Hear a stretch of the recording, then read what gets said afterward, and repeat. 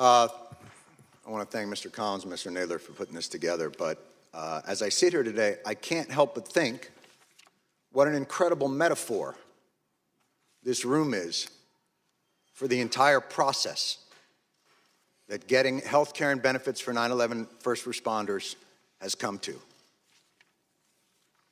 Behind me, a filled room of 9/11 first responders, and in front of me, a nearly empty Congress.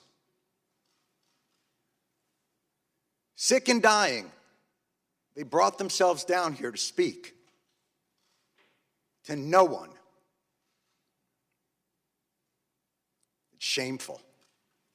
It's an embarrassment to the country, and it is a stain on this institution. And you should be ashamed of yourselves for those that aren't here, but you won't be. Because accountability doesn't appear to be something that occurs in this chamber.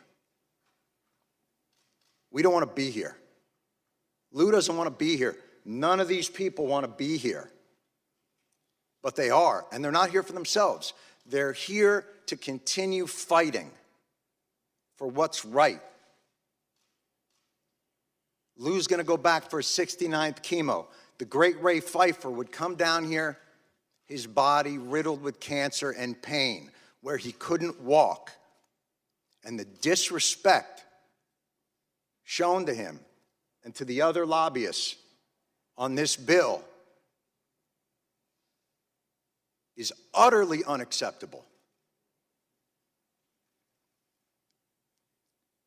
You know, I would be so angry at the latest injustice that's done to these men and women.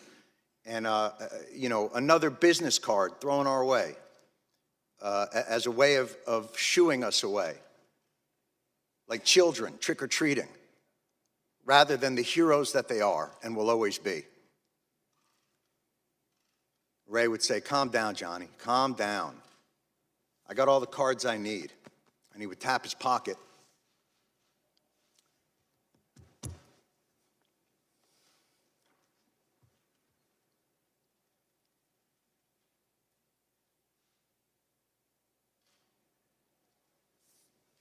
Where he kept the prayer cards of 343 firefighters.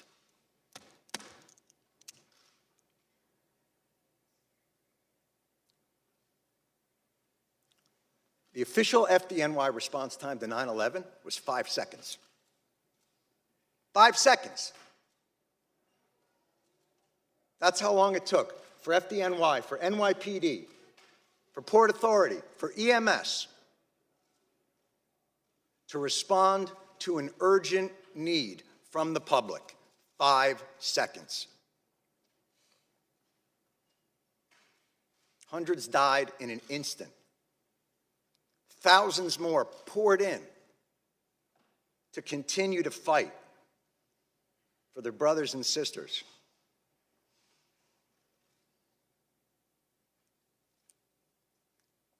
The breathing problem started almost immediately. And they were told they weren't sick, they were crazy. And then, as the illnesses got worse and things became more apparent, well, okay, you're sick, but it's not from the pile. And then, when the science became irrefutable, okay, it's the pile. But this is a New York issue. I don't know if we have the money. And I'm sorry if I sound angry and undiplomatic, but I'm angry. And you should be too, and they're all angry as well. And they have every justification to be that way. There is not a person here, there is not an empty chair on that stage that didn't tweet out, "Never forget the heroes of 9/11. Never forget their bravery. Never forget what they did, what they gave to this country." Well, here they are. And where are they? And it would be one thing if their callous indifference and rank hypocrisy were benign, but it's not. Your indifference costs these men and women their most valuable commodity, time.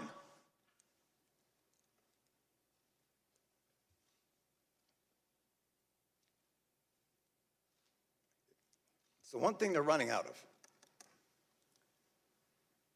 This should be flipped. This hearing should be flipped. These men and women should be up on that stage, and Congress should be down here answering their questions as to why this is so damn hard and takes so damn long. And why, no matter what they get, something's always pulled back, and they got to come back.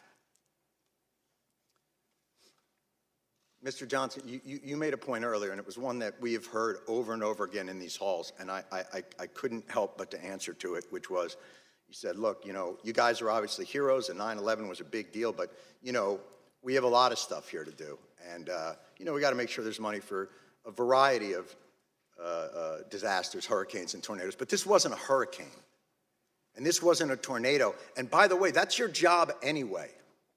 We can't fund these programs, you can. Setting aside that no American in this country should face financial ruin because of a health issue. Certainly 9/11 first responders shouldn't have to decide whether to live or to have a place to live. And the idea that you can only give them 5 more years of the VCF because you're not quite sure what's going to happen 5 years from now, well, I can tell you, I'm pretty sure what's going to happen 5 years from now. More of these men and women are going to get sick, and they are going to die. And I am awfully tired of hearing that it's a 9/11 New York issue. Al-Qaeda didn't shout death to Tribeca.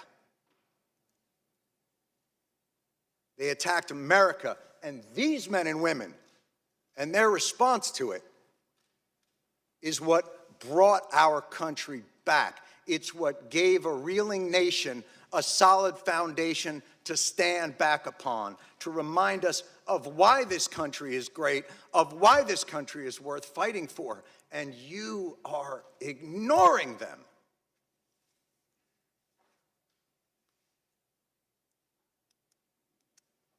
And you can end it tomorrow. Why this bill isn't unanimous consent and a standalone issue is beyond my comprehension. And I have yet to hear a reasonable explanation for why. It'll get stuck in some transportation bill or some appropriations bill and get sent over to the Senate, where a certain someone from the Senate will use it as a political football to get themselves maybe another new import tax on petroleum, because that's what happened to us in 2015. And we won't allow it to happen again. Thank God for people like John Field. Thank God for people like Ray Pfeiffer. Thank God for all of these people who will not let it happen.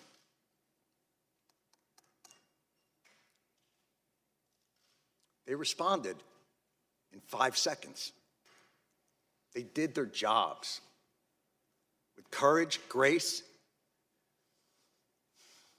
tenacity, humility. 18 years later, do yours. Thank you.